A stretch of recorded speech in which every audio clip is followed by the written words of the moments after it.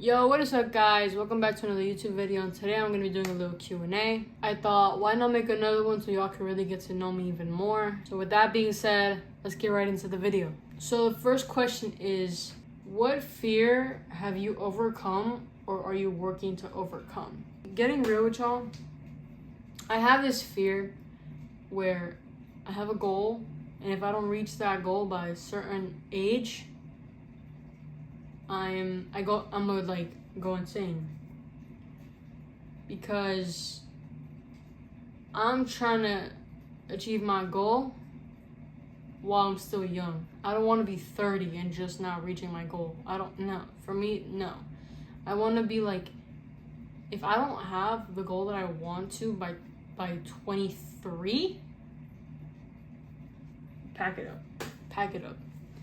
I don't know, it's just, that's a fear that I have, but overcoming it would be achieving it before 23, so yeah. Next question. What's a challenge you've recently overcome or are currently facing? A challenge I'm recently overcome.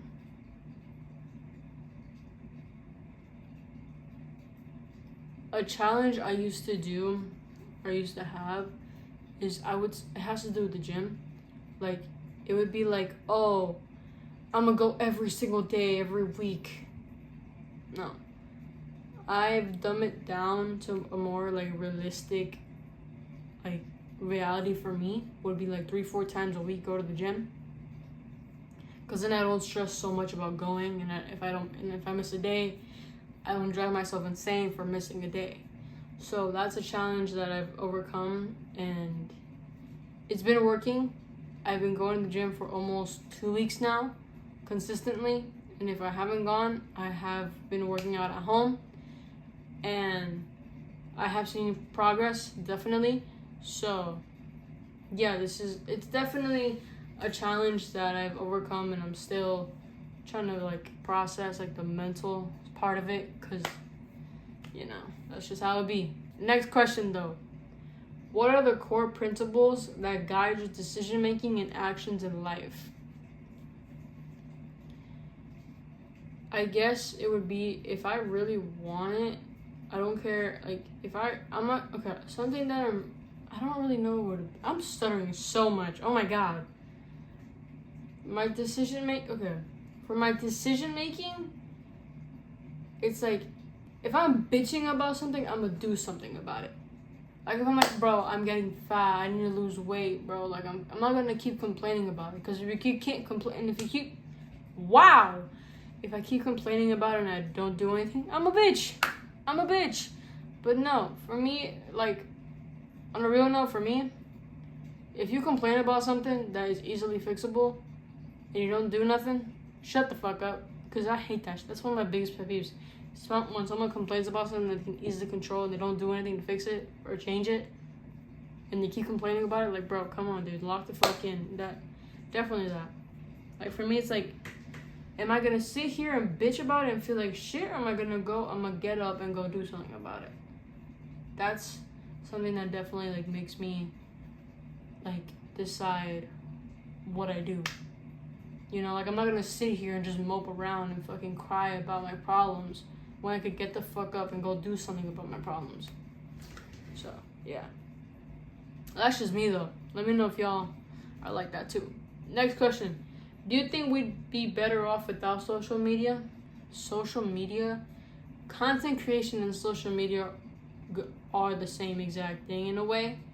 So I don't think we could do better without social media. I think we could be doing better with less screen time, definitely.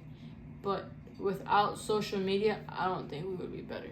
Because a lot of people's main income is social media, and that's like a lot of people's, without social media, there wouldn't be any money. You can't advertise anything. You wouldn't be able to like, you basically wouldn't be able to advertise anything, because social media is like advertising in a way. Because if you post stuff about your life, you're advertising what your life looks like. You know what I mean? So that's how I see it. So no, I don't think we could be better. What? Ugh. I don't think we could be better without social media. I think we'd be better with less screen time for sure, but definitely not without social media. It just wouldn't work. What do you consider the worst crime someone can commit? There's a lot. Murder is definitely up there. The worst crime, probably murder, honestly. I can't think of it at the top of my head. I'm gonna be so for real for you. I'm gonna be so for real with you. What is going on, dude? Oh my god. Murder, I think. What is one thing that brings you joy? My girlfriend. I love my girlfriend. If you're watching this, I love you. But, other than my girlfriend, like, if it has to be, like, nothing, like, relationship-wise, like, platonic friendships and shit, it would have to be the amount of love that y'all be giving me. Like, I read y'all's comments, I read y'all's messages, I try to respond to as much people as I can. Getting DMs of people telling me that, like, because of me, they have decided to stop, like, doing bad things and stuff, and them telling me that I give them confidence because like, the people who, okay, I'm stuttering like crazy, because before they found my content, they felt like they were all alone, they couldn't relate to anybody, because as a girl who looks like a little boy, I go through issues and shit, and there's people out there that look exactly like me or close to me. So the people who definitely tell me that is people who experience the same things, and they've said that before finding my content, they felt like they weren't confident, but when they found my content, they developed, like, a source of confidence, being able to know that there's someone out there with the same struggles. So seeing that love that I get from y'all is truly one of the best things that bring me joy, and that's the reason that I do the thing I do, and why I'm chasing this content creation, because I want to have a bigger impact on even more people. I want to reach my goals. I want to bring you guys along on the journey. So definitely that. So yeah, but yeah, again, thank you guys so much for the support. It truly means the world to me, and I would not be in this position if it weren't for y'all. So every day I'm thankful, and every day I'm grateful that I get to post content and y'all are able to enjoy it. Like, that's definitely something that really brings me a lot of joy in this world. So next question, who has been your biggest influence? My biggest influence. So I went through a little phase where I posted Get Ready With Me's. I might bring them back. Let me know if you want me to bring those back. And a big influence for me is this guy that I watch on TikTok a lot. His name is Yvonne Pluto. And seeing his videos really inspired me to really, like, do Get Ready With Me's and stuff like that, and just pursue content creation, because it just seems so fun, and something that because I was really into clothes at the time. I still am, but just not as much as I was. That's why the content has switched up. But definitely him. When I was younger, I was influenced and inspired by all the people who are canceled now. So, but I'll name some. We got Jake Paul, Logan Paul, Jack Doherty, Dom Tracy. I don't think he's canceled. He's doing. I think he does car videos now. But definitely them. Like, I wanted to do the stuff they did. Never had the confidence to, but they definitely inspired me to, like, start a YouTube channel. And I did when I was like 12, and I didn't do shit about it. But now I feel like I'm finding my own, like, lane and stuff, because the stuff they do is intense. I don't think I could ever do that. But, you know, definitely them. They've made a big impact on, like, my dreams and like stuff. So, next question. If you could know the day of your passing, would you want to know the day? Yeah, the day. Because if I don't want to know how, because then I'm like, oh, what if I die from drowning? I'm gonna stay the fuck away from water. But definitely the day, because if it's like, oh, you're gonna pass in 10 years. Okay, I'll be, what, 27? Young, but at least I'll know how much time I have left. Damn, I don't like this question. It's kind of, it's sad. It's really sad. It's really sad question. But yeah, definitely when, not how. No, never how, because I'm gonna go insane. Do you think there's any good in holding a grudge? It really depends on the grudge. Because if it's something petty, no. But if it's a good reason, then yeah. Because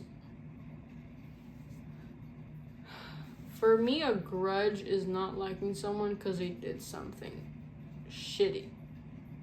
And not fucking with them at all, not liking them, not wanting to be anywhere around them, nothing like that. And it really depends on what led up to you holding that grudge. If it's because they did something really fucked up, it's fine. I think it's perfectly normal to hold a grudge. But if it's like, oh, they fucking ate the last slice of pizza 3 years ago and you still don't like them for that, no. So I guess, yeah, there's a good reason to hold a grudge if I'm just giving a plain answer. So yeah, there's definitely reasons to hold a grudge.